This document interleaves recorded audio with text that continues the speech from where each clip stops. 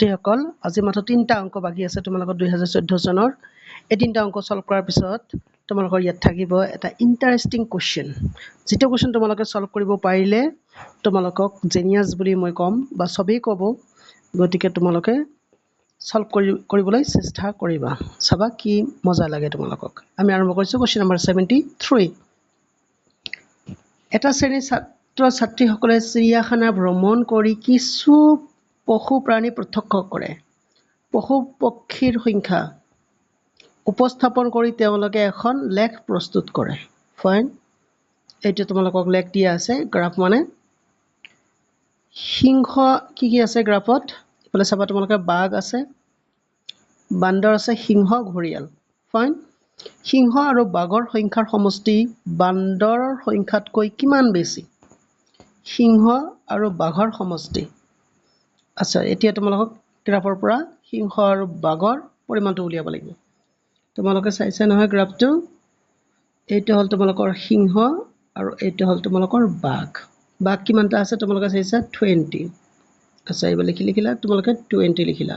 plus সিংহ কেইটা আছে নিশ্চয় এইটো হ'ব 25 লিখিলা আচ্ছা লিখাৰ পিছত তোমালোক কৰিব লাগিব কি এইটো সমষ্টি এতিয়া মাইনাস কৰিব লাগিব মাইনাস কাৰ সমষ্টি বিচাৰিছে বান্দৰৰ সংখ্যাতকৈ কিমান বেছি বান্দৰৰ সংখ্যা কোনটো আচ্ছা ৰবা এইটো তোমালোকৰ বান্দৰৰ সংখ্যা নিশ্চয় কিমান আছে 40 তেনেহলে 40 তোমালোকে লিখিলা ফাইন ইয়াতে তোমালোকে কৰিলা কি বাৰু জাস্ট আ মিনিট এইটো তোমালোকৰ ব্ৰেকেট ক্লজ এতিয়া আমি সলভ কৰিম ইকুৱেল টু আমি লিখিম 20 + 25 কিমান হ'ব নিশ্চয় 40 40 - 40 40 - 40 কিমান হ'ব শিট ৰবা এটো 45 হ'ব তোমালোকক 40 লিখি দিছো মই 45 গান তেনেহলে 45 - 40 আমাৰ কিমান হ'ব 5 তেনেহলে ৰিজাল্টটো আমাৰ কিমান হ'ব 5 হ'ব ইয়া অপচন নম্বৰ 3 তোমালোকৰ ইয়াত দিয়া আছে 5 গল নেক্সট কোৱেশ্চন 74 ৰবা এটা ৰঙীন কৰি লৈছো এটা সংগীত অনুষ্ঠান মুঠ আসনৰ 15% প্ৰথম শ্ৰেণীৰ বাবে সংৰক্ষিত যদি প্ৰথম শ্ৰেণীৰ টিকেটৰ সংখ্যা 225 তেন্তে মুঠ টিকেটৰ সংখ্যা কিমান হ'ব আচ্ছা তেনেহলে এটা সংগীত অনুষ্ঠানৰ মুঠ আসনৰ 15% প্ৰথম শ্ৰেণীৰ বাবে সংৰক্ষিত যদি প্ৰথম শ্ৰেণীৰ টিকেটৰ সংখ্যা 225 তেন্তে মুঠ টিকেটৰ সংখ্যা কিমান হ'ব তেনেহলে তোমালোকে কেনেকৈ কৰিবা একদম তোমালোকে x ধৰিও কৰিব পাৰা নতুবা ডাইৰেক্ট কৰিব পাৰিবা তোমালোকে লিখিবা এনেকৈ নিৰ্ণয় সংখ্যা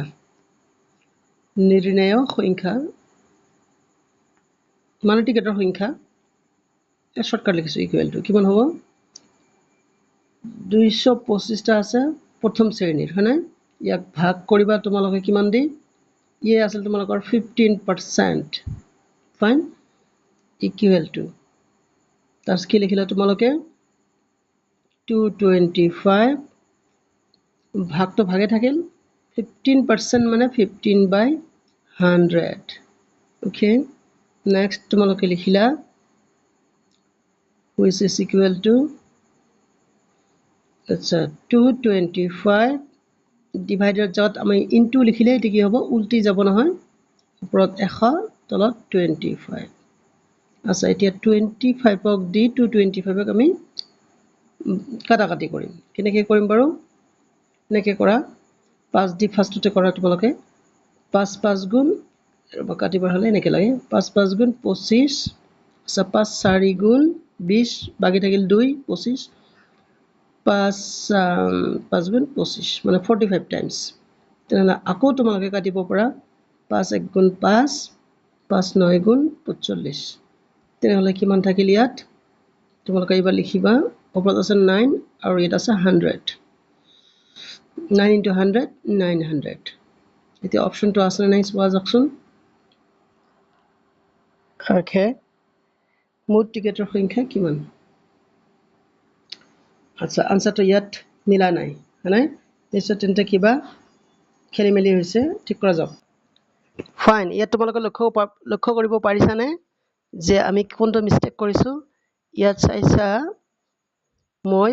15 পৰিৱৰ্তে 25 লিখিছিলোঁ সেইকাৰণে ঘটনাটো ইয়াতে ঘটিছে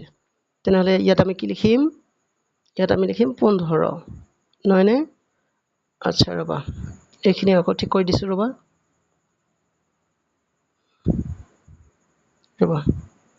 তেনেহ'লে ইয়াত আমাক কি লিখিব লাগিব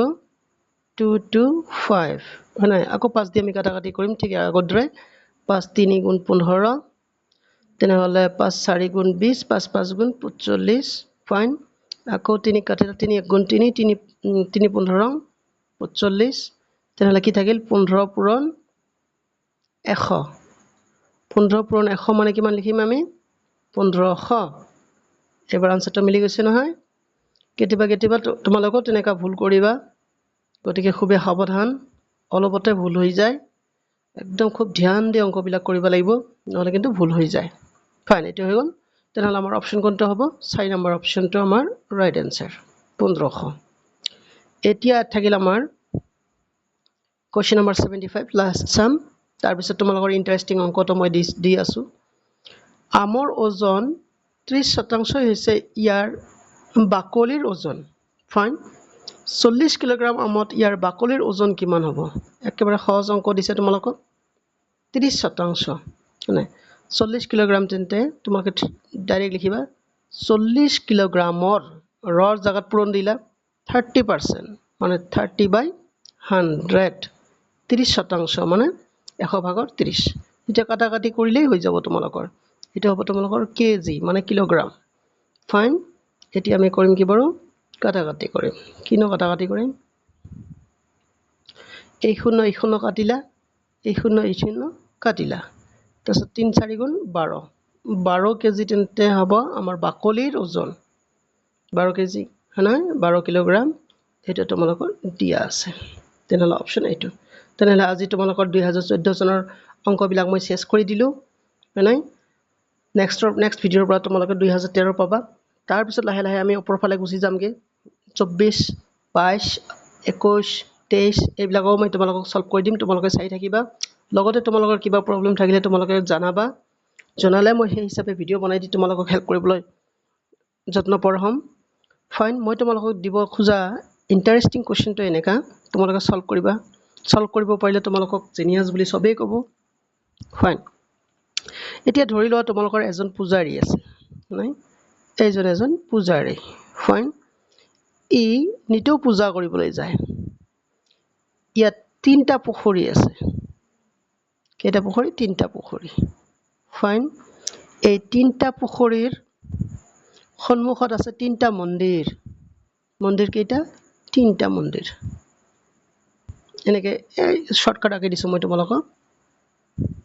এনেকা 3টা মন্দিৰ আছে ফাইন এই 3টা মন্দিৰ থাকিল এতিয়া পূজাৰীজনে কৰিব কি ঘৰৰ পৰা ফুল লৈ যাব কিমানটা ফুল লৈ যাব তোমালোকক উলিয়াব লাগিব ফুল লৈ যোৱাৰ পিছত এই পুখুৰীটোত প্ৰথম পুখুৰী এটা ফাৰ্ষ্ট এটা সেকেন্ড এটা থাৰ্ড এই ফাৰ্ষ্ট পুখুৰীত হি ডুবিব ডুবাৰ লগে লগে ইয়াৰ ফুলৰ সংখ্যা কি হৈ যাব ডাবল হৈ যাব ধৰি লোৱা তোমালোকৰ দুটা ফুল লৈ গৈছে তেনেহলে ডাবল হলে কিমান হ'ব 4টা হ'ব ধৰি লোৱা কৈছো মানে ডাবল হৈ যাব আৰু মুঠতে এটো কিন্তু ৰাইট আনসাৰ নহয় 4টা হ'ব এই 4টা ফুলৰ পৰা এই ডাবল যে হল ডাবল হোৱা ফুলৰ পৰা এটা অংশ প্ৰথম মন্দিৰত দিলে তাৰ পিছত যিখিনি বাকি থাকিল সেই বাকি থকা ফুলখিনি লৈ আহি দ্বিতীয় পুখুৰীত ডুবিব দ্বিতীয় পুখুৰীত ডুবাৰ লগে লগে আকৌ ডাবল হ'ব ডাবল হোৱাৰ লগে লগে ইয়াৰ পৰা ফুল তেওঁ 2 নম্বৰ মন্দিৰত দিলে কিন্তু ইয়াত যিমানটা ফুল দিছে সিমানটা ফুলো 2 নম্বৰ মন্দিৰত দিব লাগিব আকৌ ইয়াত ৰাহি থাকিল ৰাহি হোৱা ফুলটো লৈ আহি ইয়াত ডুবিলে নাই দুবাৰ পিছত আকৌ ডাবল হৈ গ'ল ডাবল হোৱাৰ পিছত ইয়াৰ পৰাও সেই একে পৰিমাণৰ ফুল 3 নম্বৰ মন্দিৰত দিলে দিয়াৰ পিছত এখেতৰ হাতত আৰু কোনো ফুল চুল নাই শূন্য হল তেখেতে ঘৰলৈ উভতিলে আকৌ এবাৰ কৈছো মন্দিৰ এজনে হাতৰ পৰা ফুল কি ঘৰৰ পৰা ফুল লৈ প্ৰথম পুখুৰীত ডুবিলে ডাবল হল ডাবলৰ পৰা এটা অংশ প্ৰথম মন্দিৰত দিলে তাৰ পিছত ৰাহি হোৱা ফুলখিনি লৈ আকৌ দ্বিতীয় মন্দিৰত ডুবিলে দ্বিতীয় মন্দিৰত ডুবাৰ পিছত আকৌ তেনেকৈ ডাবল হ'ল সেই দ্বিতীয় মন্দিৰত দি দিলে দিয়াৰ পিছত প্ৰথম মন্দিৰত যিমানখিনি দিছে দ্বিতীয় মন্দিৰতো সিমানখিনি ফুল দিব লাগিব ৰাহি থকা ফুলখিনি লৈ তৃতীয় পুখুৰীত ডুবিলে তৃতীয় পুখুৰীত ডুবাৰ লগে লগে ডাবল হ'ল ডাবল হোৱাৰ পিছত আকৌ তেখেতে তোমালোকৰ ৩ নম্বৰ মন্দিৰত সেই একে সংখ্যক ফুল দিয়াৰ পিছত তেখেতৰ হাতত আৰু কোনো ফুল নাথাকিল তেখেত ঘৰলৈ উভতি গ'ল শূন্য হাতে এতিয়া কথা হ'ল কি তোমালোকক উলিয়াব লাগিব পূজাৰীজনে কিমানটা ফুল লৈ ঘৰৰ পৰা ওলাইছিল 1 নম্বৰ কোৱেশ্চন আৰু 2 নম্বৰ কোৱেশ্চন হ'ল কি তোমালোকৰ এই প্ৰত্যেকটো মন্দিৰত কিমানটাকে ফুল দিছিলে তাৰমানে এটা মন্দিৰত কিমানটা ফুল দিছে তাৰমানে ইয়াত ধৰা যদি তোমাক 2টা ফুল দিছে ইয়াতো 2টা দিব লাগিব ইয়াতো 2টা প্ৰত্যেকটো মন্দিৰতে সমান সমান ফুল এটা জাস্ট এক্সাম্পল দিছোঁ তোমালোকক উলিয়াব লাগিব পূজাৰীজনে কিমানটা ফুল লৈ গৈছিল আৰু প্ৰত্যেকটো মন্দিৰত কিমানটাকে ফুল দিছিল এটা হ'ল তোমালোকৰ 2 নম্বৰ কোৱেশ্চন এই কোৱেশ্চনটো সলভ কৰিব পাৰিলে তোমালোক একদম পুৰা জিনিয়াস হবা আৰু তোমালোকৰ এই নৱোদয় এক্সামত যিমানবিলাক কোৱেশ্চন আহিব একেবাৰে পানী হ'ব আশা কৰোঁ তোমালোকে কমেণ্টত জনাবলৈ চেষ্টা কৰিবা সৰ কাৰণে ধন্যবাদ